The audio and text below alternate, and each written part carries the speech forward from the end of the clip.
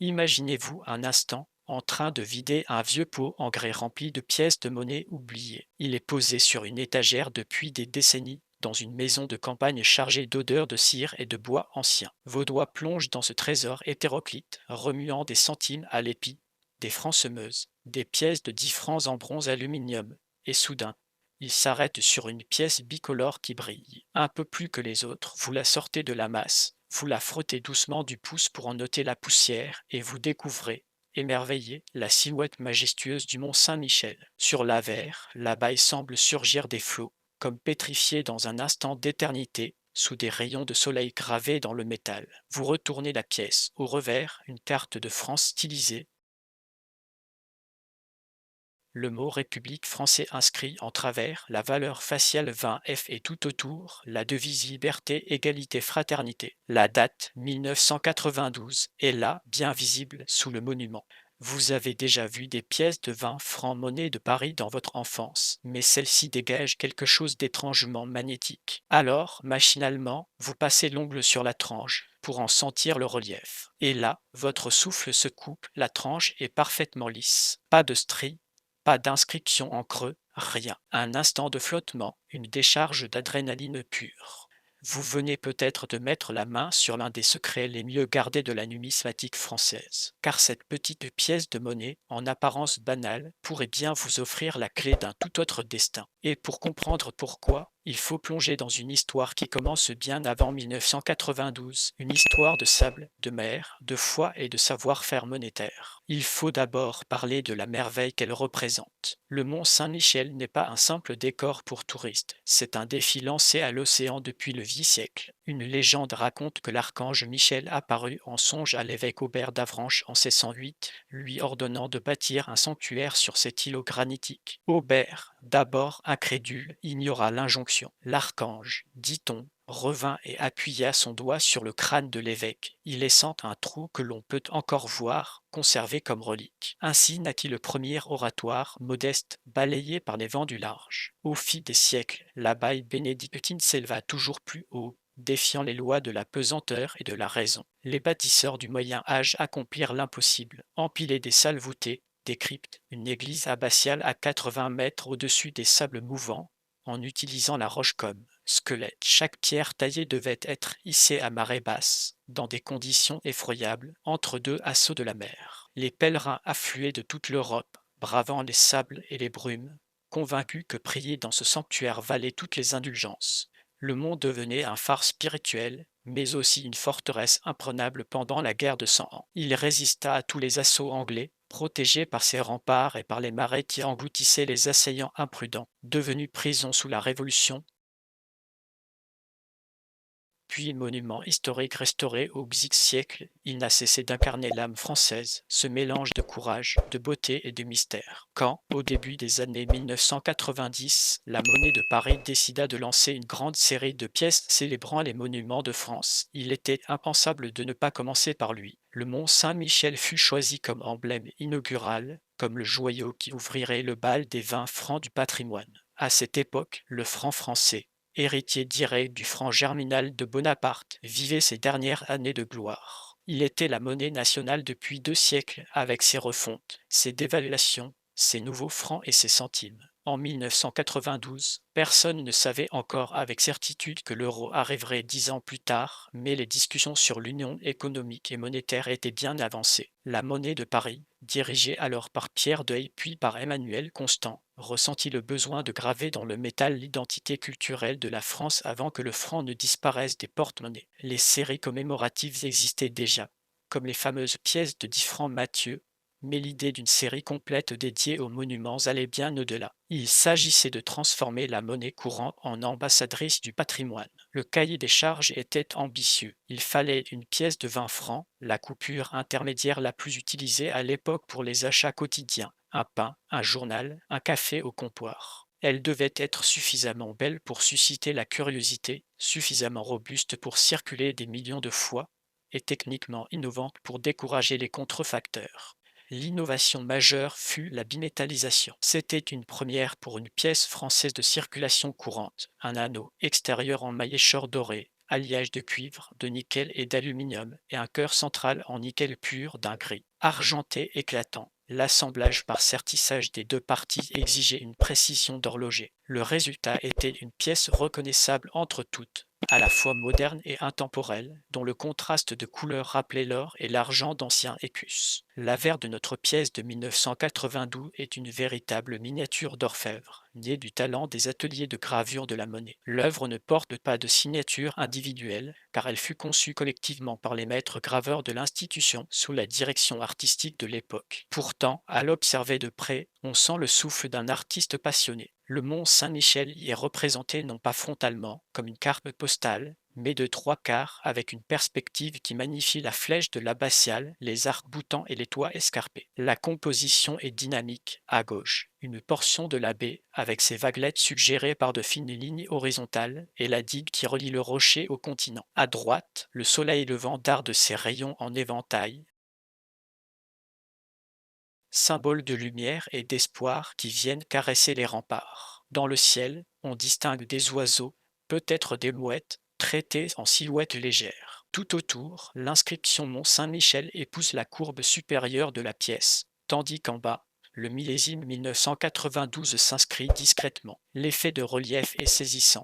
Les hachures imitent la texture de la pierre, les jeux de plein et de déliés créent une profondeur presque palpable. Si l'on prend une loupe, on peut même apercevoir les minuscules fenêtres de la baille, comme autant d'yeux tournés vers le large. C'est un paysage miniature, un monde enclose dans un cercle de métal. Au revers, la pièce affiche une identité graphique résolument contemporaine pour l'époque, tout en restant chargée de symboles républicains. Le motif central est une carte de France hexagonale stylisée, dépouillée, presque abstraite, qui semble flotter au centre de l'anneau extérieur. À l'intérieur de cette carte, le nom du pays République français est écrit en lettres capitales, comme pour ancrer l'idée que la République est partout, dans chaque parcelle du territoire. Au cœur de l'hexagone, la valeur 20F est frappée en grands chiffres surmontant discrètement le différent du graveur général. Ce différent est capital pour l'identification. À gauche de la carte, presque sur la côte atlantique, on trouve la corne d'abondance, poinçon de la monnaie de Paris elle-même, symbole de prospérité et de richesse. À droite, vers la frontière italienne, un petit dauphin nageant, signature du graveur général de l'époque, Pierre Rodier. Ces deux minuscules symboles sont les garants de l'authenticité de la frappe. Mais ce n'est pas tout. En regardant encore plus attentivement, sous la Corse, ou plutôt sous la botte de l'Italie si l'on veut, se cache un monogramme en lettres attachées. JPLB. Ce sont les initiales de Jean-Pierre Le Bihan, l'artiste qui dessina ce revers. Sa signature discrète est un clin d'œil au collectionneur, presque un secret chuchoté par le métal. Enfin, tout autour, la devise républicaine liberté, égalité, fraternité court sur la bordure extérieure dorée, encerclant la carte de son ruban de lettres. Cette pièce parle autant d'unité nationale que de beauté pure. La tranche, justement, parlons-en. C'est elle qui va devenir le personnage principal de notre récit. Pour la série des 20 francs monuments, les spécifications techniques prévoyaient une tranche striée, c'est-à-dire présentant de fines cannelures régulières, interrompues à 5 endroits par la devise. Inscrit en creux, liberté, égalité, fraternité. Cette inscription est profonde, parfaitement lisible, et sa présence rend la pièce difficile à falsifier. Lors de la production, les flancs métalliques, avant d'être frappés, passaient dans une machine à cannelés qui leur imprimait à la fois les stries et le texte. Le processus était automatisé, vérifié, mais il arrivait qu'un flanc échappe à cette étape. La plupart du temps, les ouvriers le détectaient et le rebutaient. Mais parfois, un flanc lisse, vierge de toute inscription de tranche, se glissait dans la presse à frapper et recevait l'empreinte de l'avers et du revers sans avoir été préalablement strié. C'est ainsi que naissent les erreurs dites de tranche lisse. Dans l'immense majorité des cas, ce type d'erreur sur une pièce moderne est peu spectaculaire aux yeux du public, mais pour les experts, c'est une pépite. Sur la pièce de 1992, le destin a voulu que ce défaut soit d'une rareté insensée, confinant au MES.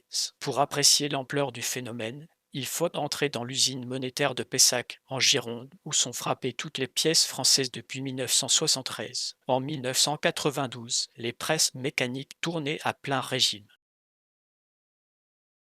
La commande de 20 francs Mont Saint-Michel était massive, près de 60 millions d'exemplaires destinés à la circulation dans tout le pays. 60 millions de fois, Le balancier s'abattait avec une pression de plusieurs tonnes sur un couple de coins, transformant un flanc lisse en une œuvre d'art fiduciaire. Dans ce vacarme de métal et de graisse, les systèmes de contrôle qualité par caméra et par pesage dynamique excluaient les pièces manifestement défectueuses. Un flanc dépourvu de cannelure pesait théoriquement quelques milligrammes de plus, différence parfois imperceptible. Si, en plus, ce flanc se retrouvait mêlé à un lot déjà contrôlé, il finissait son parcours dans un rouleau, puis dans une banque, puis dans la poche d'un citoyen. Combien de ces flancs errants ont survécu à ce parcours du combattant? D'après les registres officieux et les observations des numismates, le nombre d'exemplaires connus de la pièce de 20 francs 1992 Mont-Saint-Michel avec tranche totalement lisse se compterait sur les doigts d'une seule main. Certains évoquent 3 exemplaires authentifiés,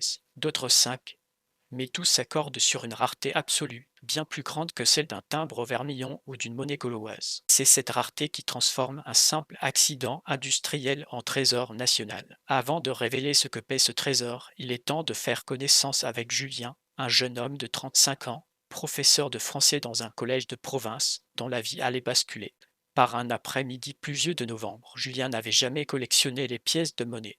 Pour lui, l'argent liquide était une espèce en voie de disparition, supplantée par les paiements sans contact et les applications bancaires. Mais ce jour-là, en vidant la maison de sa grand-mère décédée quelques mois plus tôt, il était tombé sur un vieux bocal en verre épais, fermé par un couvercle à charnière rouillée, rempli de pièces jaunies et grises. Sa grand-mère, née en 1927, gardait tout, par habitude et privation, et ce bocal devait être son bas de laine, une tirelire d'appoint oubliée derrière les bocaux de confiture. Julien, un peu nostalgique, s'assit sur le carrelage froid de la cuisine et commença à trier distraitement le contenu. Il y avait des pièces en francs, en centimes, quelques monnaies étrangères rapportées de voyage. C'est alors qu'il repéra la pièce bicolore. Enfant, il avait connu ces pièces de 20 francs, si reconnaissables avec leur cœur argenté et leur couronne dorée. Il sourit en reconnaissant le mont Saint-Michel, souvenir d'une sortie scolaire où il avait marché pieds nus dans la vase. Il faillit la reposer, mais son pouce, en tournant machinalement la pièce, ne sentit aucune résistance de strie sur la tranche. Intrigué, il approcha la pièce de ses yeux. La tranche était incroyablement lisse, comme si elle venait d'être polie. Il se rappela alors d'une vidéo vue quelques semaines auparavant, qui mentionné en passant une histoire de pièces rares sans vraiment s'y attarder. Son esprit fit un déclic. Il reposa les autres pièces, glissa le 20 francs dans sa poche et passa le reste de la soirée à scruter Internet, le cœur battant. La quête d'information de Julien est exactement celle que nous allons entreprendre ensemble pour comprendre comment distinguer un trésor d'une simple pièce. D'abord, il faut vérifier les fondamentaux. La pièce doit être orphonétique, ce qui n'est pas toujours évident. Les contrefacteurs, alléchés par la perspective de duper des collectionneurs, se sont parfois essayés à reproduire la pièce. Un faux grossier se repère au poids. La pièce officielle pèse exactement 9 grammes. Un écart de quelques dixièmes de grammes est rédhibitoire. Une balance de précision, même de cuisine, peut aider.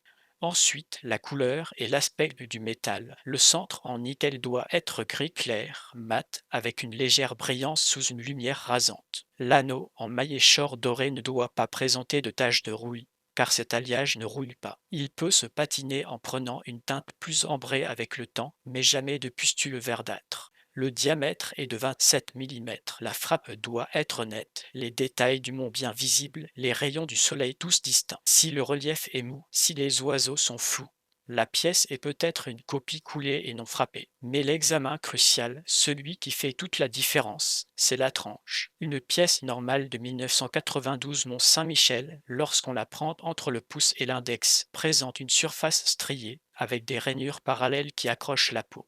En faisant rouler la pièce, on sent des interruptions régulières où le texte liberté, égalité, fraternité est gravé en lettres capitales, profondes, souvent un peu brillantes. La devise est répétée 5 fois sur le pourtour, car la longueur du texte ne permet pas de couvrir toute la circonférence. Entre chaque occurrence, on retrouve les stries. Cette alternance est caractéristique sur une pièce à tranche lisse orthonétique. Il n'y a ni stries ni texte, rien. La surface est parfaitement lisse, souvent mate, parfois avec des traces de flux métalliques qui forment de minuscules vagues concentriques. imperceptible au toucher mais visible à la loupe. Ce poli est celui d'un flanc qui n'a jamais été serti dans la machine à canneler. Attention toutefois aux pièces trafiquées. Des personnes mal intentionnées peuvent limer la tranche d'une pièce normale pour en effacer les stries et la devise, dans l'espoir de faire passer une vulgaire pièce de 20 francs pour une rareté. Ce limage laisse des traces, une surface anormalement brillante, un diamètre légèrement réduit,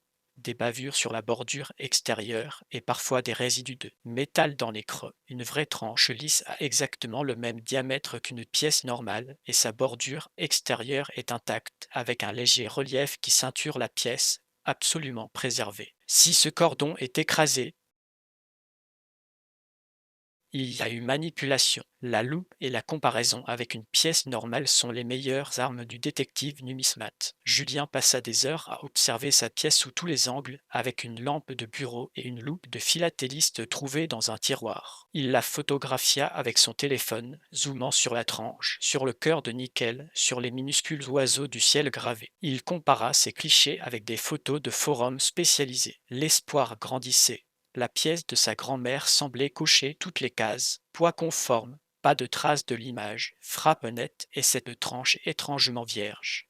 Le week-end suivant, il décida de consulter un expert. Il prit rendez-vous avec M. Lefebvre, numismate reconnu tenant boutique dans une rue étroite du centre-ville entre un libraire et un marchand de timbres. La vitrine de la boutique était un musée miniature, des écus de Louis XV romain, des Napoléons en or, des billets de banque surchargés et même une pièce gaulois en argent. En poussant la porte, une clochette tinta. Monsieur Lefebvre, un homme aux cheveux blancs et aux petites lunettes rondes, leva les yeux de son catalogue et l'accueillit avec une courtoisie de vieil érudit. Julien, un peu intimidé, sortit la pièce d'un petit sachet en plastique. L'expert la prit avec des gestes d'une délicatesse infinie, la posa sur un plateau de velours noir et approcha une loupe binoculaire éclairante. Le silence s'installa. Le numismate inspecta la tranche, le différend, la carte de France, le millésime. Puis il fit glisser un léger sourire. Ce sourire était le prélude à une leçon d'histoire monétaire que nous allons approfondir ici, car l'erreur de tranche lisse ne peut se comprendre sans la connaissance des variétés de frappe et des particularités qui font le sel de la numismatique moderne. La pièce de 20 francs Mont-Saint-Michel a connu plusieurs variantes officielles, selon l'usage auquel elle était destinée. La version la plus courante, dite circulation, se trouve encore par milliers dans les tiroirs. Ensuite, les versions fleurs de coin,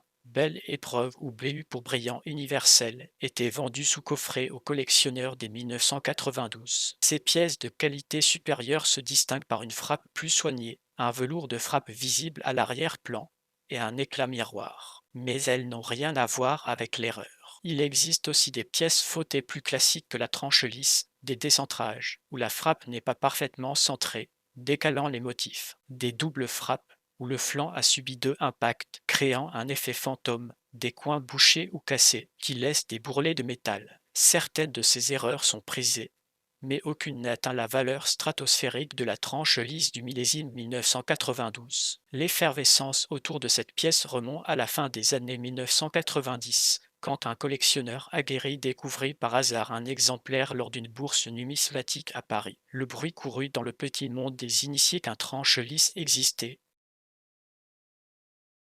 bien que la monnaie de Paris n'ait jamais officiellement reconnu une mise en circulation de tels spécimens.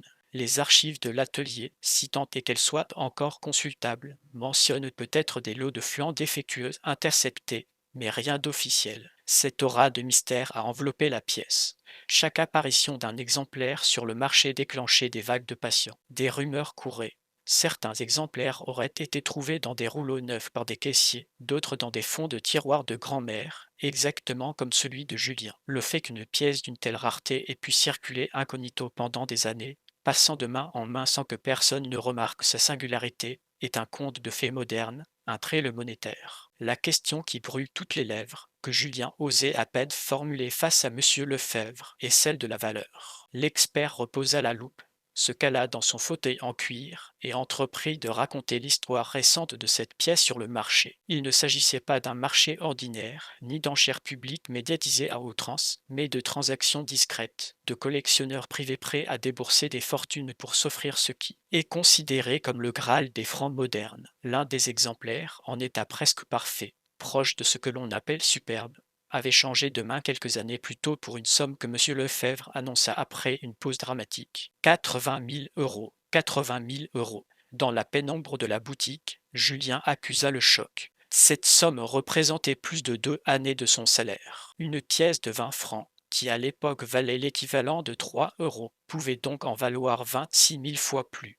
Le numismate précisa que cette valeur n'était pas une chimère, elle était le reflet d'une combinaison explosive entre une rareté extrême, une demande passionnée et un état de conservation exceptionnel. Chaque nouvel exemplaire découvert faisait l'effet d'une onde de choc, attirant des acheteurs internationaux, des Suisses, des Américains, des Asiatiques fascinés par l'art monétaire français. La pièce de 20 francs Mont-Saint-Michel tranche lisse n'avait pas de prix officiel car elle n'existe quasiment pas. Sa valeur était simplement le point de rencontre entre le désir d'un collectionneur et la rareté absolue. Comment une telle pièce peut-elle se retrouver encore aujourd'hui dans la nature ? C'est la question qui enflamme les imaginations. Le franc a eu cours légal jusqu'au 17 février 2002, date du basculement définitif vers l'euro. Pendant 10 ans, de 1992 à 2002, les pièces de 20 francs Mont-Saint-Michel ont circulé massivement, mêlées aux autres millésimes de la série. La plupart des Français n'ont jamais prêté attention aux détails.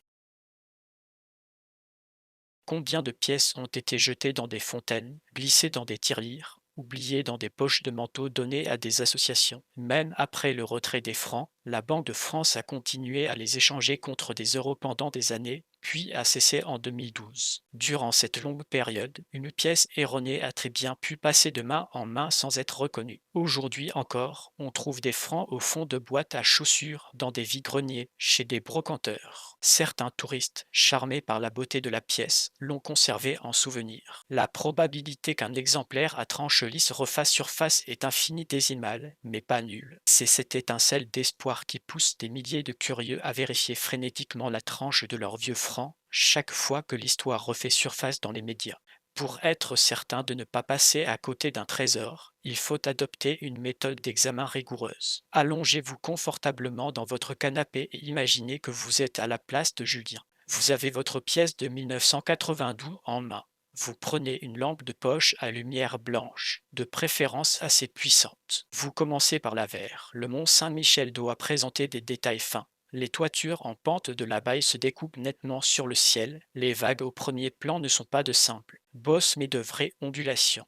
La petite maisonnette sur la droite, avant la digue, doit avoir sa cheminée distincte. La légende de Mont Saint-Michel doit être complète, sans faiblesse de frappe. Regardez le soleil. Les rayons sont-ils tous présents sur une pièce usée par des années de circulation? Il se peut que les plus fins se soient estompés, ce qui diminue l'attrait pour un collectionneur mais n'enlève rien à la rareté de la tranche lisse. Une pièce usée mais authentique reste un trésor, simplement sa valeur sera moindre que les 80 000 euros d'un exemplaire impeccable. Ensuite, le revers. La carte de France ne doit pas être rayée profondément. Le monogramme JPLB est un bon test de netteté. S'il est invisible à l'œil nu mais apparaît sous une loupe, la pièce a bien circulé. La présence du dauphin et de la corne d'abondance, quant à elle, est cruciale. Ces poinçons, par leur petite taille, peuvent être partiellement masqués par l'usure. Utilisez une loupe à fort grossissement, au moins 10 fois, pour les débusquer. L'absence de ces poinçons signifierait que la pièce n'est pas une frappe officielle. Mais le moment de vérité reste la tranche. Tenez la pièce verticalement entre le pouce et l'index et faites-la rouler lentement sous la lampe. Si vous voyez des stries, vous n'avez qu'une pièce normale qui vaut toujours la fierté de posséder un beau morceau d'histoire, mais pas la fortune. Si la surface paraît totalement unie, sans la moindre rayure régulière, et que vous ne distinguez aucune lettre en creux, poursuivez l'examen. La couleur de la tranche d'une vraie lisse est souvent d'un doré un peu plus cuivré que le reste de la pièce, car le flanc n'a pas subi les micro-rayures de la cannelure, et sa surface est celle sortie de la fonderie. On peut parfois y distinguer le sens du flux du métal, comme de légères ondulations figées. Prenez une pièce normale de la même époque, une 20 francs Arc de Triomphe ou Tour Eiffel, et comparez. La différence saute aux yeux. Si vous avez encore un doute, vous pouvez effectuer un test simple et non destructeur. Posez la pièce sur une surface plane et tentez de mesurer son diamètre avec un pied à coulisse numérique. Si le diamètre est strictement identique à 27 mm, l'absence d'usinage de la tranche après frappe est un bon signe. Une pièce limée sera légèrement plus étroite. De même, vérifiez le poids. Une pièce ayant perdu du métal par limage pèse moins de 9 grammes. Un trébuchet de précision que l'on peut se procurer pour quelques dizaines d'euros est un investissement utile si l'on se prend au jeu. Julien, lui, n'eut pas besoin de tous ces instruments car M. Lefebvre les possédait et les utilisa avec une dextérité fascinante. Le verdict tomba après une longue minute de silence. La pièce était authentique. Pas de traces d'outils, pas d'amincissement suspect. Tous les points sont conformes. L'émotion submergea Julien, mêlée à une incrédulité joyeuse. L'expert lui expliqua la marche à suivre. Il ne fallait surtout pas nettoyer la pièce, encore moins la frotter avec un produit ou un chiffon, ce qui rayerait la patine et détruirait une partie de sa valeur. La patine, cette légère oxydation naturelle qui assombrit le nickel et réchauffe l'anneau doré, est la preuve de son authenticité et de son histoire. Une pièce trop brillante paraît suspecte. Ensuite, il fallait aussi faire la pièce par un organisme indépendant de certification, tel que le service de gradation de la monnaie de Paris ou un laboratoire numismatique international qui la scellerait. Sous capsule avec un numéro unique, cette certification garantit aux futurs acheteurs l'exactitude du diagnostic. Monsieur Lefebvre proposa de se charger de ces démarches en intermédiaire de confiance. Il ne cacha pas que des sommes comme celle-ci attiraient les convoitises et qu'une transaction devait s'accompagner d'une discrétion absolue, d'un contrat en bonne et due forme et de conseils fiscaux. L'histoire de Julien pourrait être la vôtre. Mais au-delà du pactole potentiel, ce qui rend cette quête si exaltante, c'est le lien tangible qu'elle tisse avec l'histoire. Chaque pièce de monnaie est un messager silencieux de son époque. Celle de 1992 nous ramène à une France en pleine mutation, au tournant du millénaire. La construction européenne s'accélérait, le traité de Maastricht venait d'être signé et l'abandon du franc suscitait des débats passionnés. Dans les cafés, on jouait encore au tiercé avec des pièces de 10 francs, on achetait le journal Le Monde pour 20 francs, et le salaire minimum avoisinait 5000 francs par mois. Le Mont Saint-Michel, lui, entamait son immense chantier de désensablement et de restauration de son caractère maritime pour redevenir une île à marée haute. La pièce, en circulant de poche en poche, a été le témoin muet de millions de vies, d'amour naissantes, de coups durs, de petits bonheurs. Lorsque vous tenez une telle pièce, même banale, vous tenez un concentré de mémoire populaire. Si en plus elle recèle une anomalie rarissime, elle devient un fragment de légende. La numismatique n'est pas seulement une affaire d'experts et de coffres forts. C'est une passion accessible à tous qui demande de la patience, un œil aiguisé et une bonne dose de curiosité. Le marché des erreurs de frappe est un univers parallèle où l'imperfection devient perfection. Un flanc mal découpé, une pièce frappée 2 fois, une tranche absente sont autant de cailloux dans la chaussure de la production industrielle, mais des diamants pour les collectionneurs. Chaque erreur raconte un dysfonctionnement, une défaillance humaine ou mécanique, un instant de relâchement dans la chaîne du contrôle. Ces accidents transforment la monnaie en objet unique ou quasi unique. La pièce de 20 francs Mont-Saint-Michel à tranche lisse occupe le sommet de ce panthéon. Elle symbolise le Graal de tout chasseur de trésors contemporain. Sa quête s'apparent à une chasse au trésor moderne, sans carte, sans croix rouge sur une île, mais avec des indices disséminés dans le quotidien. Si vous souhaitez vous lancer dans cette aventure, quelques conseils pratiques peuvent guider vos pas. D'abord, ne négligez aucune source. Les fonds de tiroirs familiaux, les boîtes à bijoux hérités, les vide-greniers de village, les bourses aux monnaies locales. Parfois, un simple lot de pièces en vrac vendu quelques euros peut contenir une merveille. Apprenez à reconnaître les pièces de 20 francs de la série Monument. Outre 1992, l'Arc de Triomphe 1993, la Tour Eiffel 1994, le Panthéon 1995, la Liberté de Bartholdi 1996, les Invalides 1997, le Palais des Papes 1998. Le Summer 1999, le génie de la Bastille. 2000 et le coq 2001 forment une famille esthétique. Chacune a ses propres erreurs connues, mais aucune n'égale la fulgurance de la tranche lisse de 1992. Équipez-vous d'une loupe de qualité et d'une lampe à lumière du jour. Apprenez à toucher une tranche sans la rayer en utilisant une pince à timbre souple pour les manipulations délicates. Documentez-vous sur les forums numismatiques francophones où des passionnés partagent leurs découvertes et leurs photos. L'entraide est précieuse et surtout, armez-vous de patience. La plupart des pièces examinées seront normales, mais chaque pièce normale vous apprendra à mieux connaître celle que vous cherchez. La question que Julien posa, avant de quitter la boutique, était pleine de bon sens. Que faire immédiatement si l'on pense détenir l'oiseau rare? La réponse de l'expert est universelle. Premièrement, ne pas s'affoler, ne pas crier sur tous les toits que l'on a gagné au loto. La discrétion protège le bien et la sérénité de son propriétaire. Deuxièmement, ne pas nettoyer la pièce. La valeur d'une monnaie de collection dépend en grande partie de sa patine d'origine. Un nettoyage, même doux, laisse des micro-rayures qui altèrent la surface et font chuter le prix de manière vertigineuse. Troisièmement, contactez un expert reconnu, de préférence membre d'une organisation professionnelle de numismates, pour une expertise en main propre ou via des photos de haute qualité. Quatrièmement,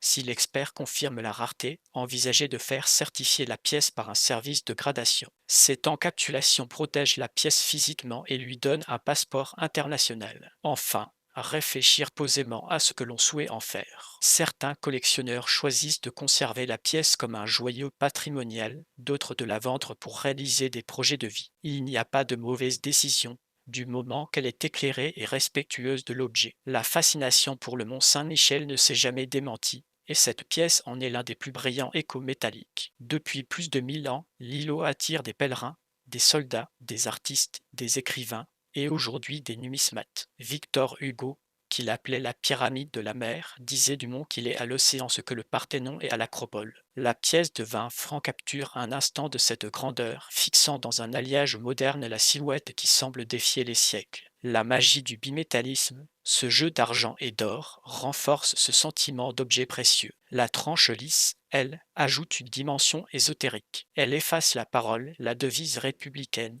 comme si la mer elle-même, par un caprice, avait léché la pièce pour la rendre absolument pure et silencieuse. Ce silence de la tranche est paradoxal. C'est lui qui crie la rareté. Dans les semaines qui suivirent sa découverte, Julien choisit de confier la pièce à monsieur Lefebvre en vue d'une vente privée. Il ressentait une étrange mélancolie à l'idée de se séparer de cette petite compagne métallique qui avait traversé l'existence de sa grand-mère sans qu'elle en sût la valeur. Il imaginait la vieille dame qui avait tant économisé, manipuler un jour ce 20 francs sans se douter qu'elle tenait une petite fortune. Peut-être l'avait-elle reçue comme monnaie à la boulangerie, un matin de 1993, avant de la glisser dans le bocal.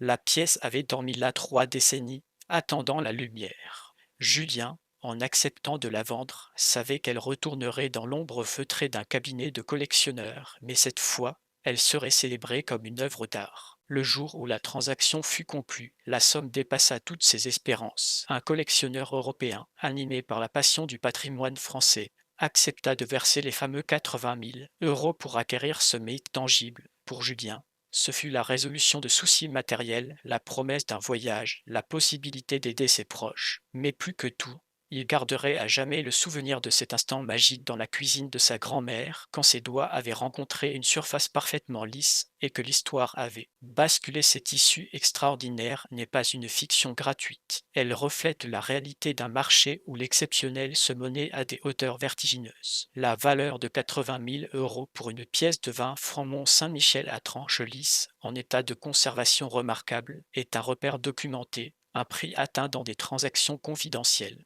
Entre passionnés avertis, ce n'est pas un prix public affiché en devanture, mais une estimation convergente des spécialistes. Certains exemplaires de qualité inférieure, ayant beaucoup circulé, pourraient se négocier quelques dizaines de milliers d'euros, ce qui reste une somme considérable. Cette valeur est le fruit d'une équation parfaite, la beauté du motif, le charme du Mont Saint-Michel, l'attachement sentimental des Français au franc, la rareté absolue et la demande mondiale pour. Les erreurs majeures. Aucun autre millésime de la série n'atteint ces cimes. Il en résulte une légende tenace, relayée de temps en temps par un article de presse ou un reportage télévisé, qui pousse des foules à vider leurs vieux pots. Pourtant, il ne faut pas réduire cette quête à une simple course au trésor. Ce qui fait vibrer les vrais amateurs, c'est la poésie de l'imperfection. Une pièce qui a raté une étape de sa fabrication nous rappelle que derrière la machine, il y a des humains, des gestes, des hasards. Elle brise la perfection froide de la série pour introduire l'unique.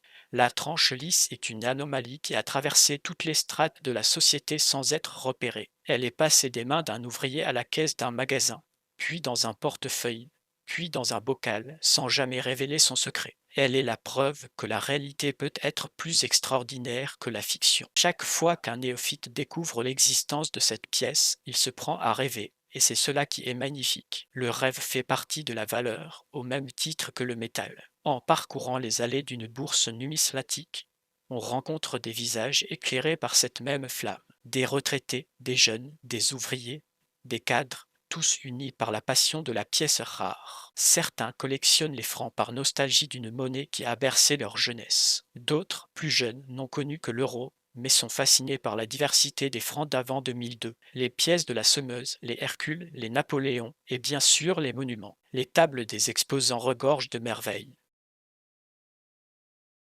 Des cartons de pièces en vrac, des albums aux feuilles transparentes, des vitrines illuminées. Le néophyte se sent vite submergé, mais il suffit d'engager la conversation pour que des experts passionnés partagent leurs connaissances avec générosité. Ils vous montreront comment tenir une pièce, comment repérer un nettoyage à la laine d'acier, comment différencier une patine d'une oxydation nocive. Ils vous raconteront la fois où un collègue a déniché une tranche lisse dans un lot acheté 50 centimes au marché aux puces. Ces récits entretiennent la légende. L'un des aspects les plus fascinants de cette pièce est qu'elle continue de vivre dans l'imaginaire collectif alors même que le franc a disparu de la circulation. Il arrive que des médias diffusent un reportage et que, le lendemain, des experts reçoivent des dizaines d'appels de personnes persuadées de posséder la perle rare. La plupart du temps, c'est une fausse joie. La pièce est normale, ou alors il s'agit d'une autre année, ou pire, d'une pièce trafiquée. Mais ces moments d'espoir ont leur prix. Ils remuent des souvenirs, ils redonnent vie à des tiroirs endormis. Un jour peut-être, un nouvel exemplaire authentique surgira de l'oubli et fera les gros titres. L'éventualité que cela arrive encore est le moteur de toute une communauté. C'est une chasse au trésor démocratique, accessible à tous, puisqu'il suffit d'avoir un vieux bocal et un peu d'attention. Pour conclure ce voyage au cœur du métal et des marais, rappelons les gestes simples qui peuvent transformer une journée ordinaire en un moment historique. Et examinez toutes les pièces de 20 francs de 1992 qui vous passent sous la main. Regardez la tranche à la lumière. Si elle est striée, elle est normale et vous pouvez la conserver comme un joli souvenir ou la donner à un enfant pour lui apprendre la numismatique. Si elle est lisse, ne vous fiez pas à votre seul jugement. Faites-la expertiser. Protégez-la de toute manipulation brutale. Ne la nettoyez sous aucun prétexte et même si votre quête n'aboutit pas, vous aurez appris à regarder la monnaie autrement, à y voir des paysages, des signatures cachées, des symboles républicains. Vous aurez touché du doigt un fragment d'histoire économique et artistique. La pièce de 20 francs Mont-Saint-Michel, qu'elle soit une rareté absolue ou une simple pièce de circulation, porte en elle la majesté du monument, le savoir-faire de la monnaie de Paris et le souffle d'une époque révolue mais toujours vibrante. Elle est le témoin en alliage d'un pays qui aimait sa monnaie autant que ses paysages. Alors, ouvrez vos boîtes, visitez vos greniers et laissez vos doigts courir sur les tranches. Qui sait ce qu'ils y trouveront?